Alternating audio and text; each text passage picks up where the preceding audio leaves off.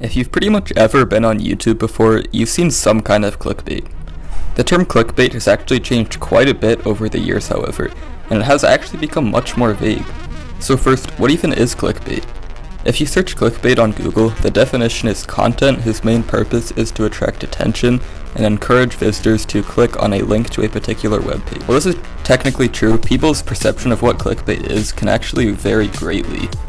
For example, people 15 years ago when YouTube was still somewhat new, some people considered thumbnails that were particularly eye-catching clickbait.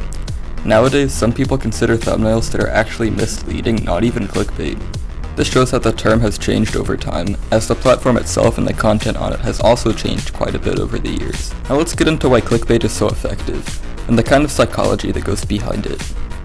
The main reason why so many people click on these kinds of videos, sometimes even knowing they may be misled, is because of the kinds of visuals that are used in the thumbnails.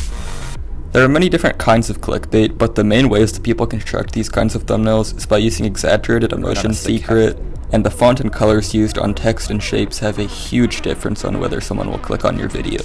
However, to over-exaggerated thumbnails and clickbait is that simplicity can also be extremely effective. For example, I am seeing more and more thumbnails that just have one word ending with a period, usually paired by some kind of arrow pointing to a visual. All of these ways to get people to click on your video have real psychology behind them, which is why they are so effective and widely used. The main psychology used in making the viewer feel a certain emotion, whether it be anger, happiness, disgust, or even fear. The viewer will then want more of that brief feeling and click on your video without really thinking about it. So yeah, that's pretty much how clickbait works. The term has certainly evolved over time, but I would argue the psychological tactics used have stayed almost exactly the same. They have just become much more exaggerated, leading to a divide on what is considered clickbait and what isn't.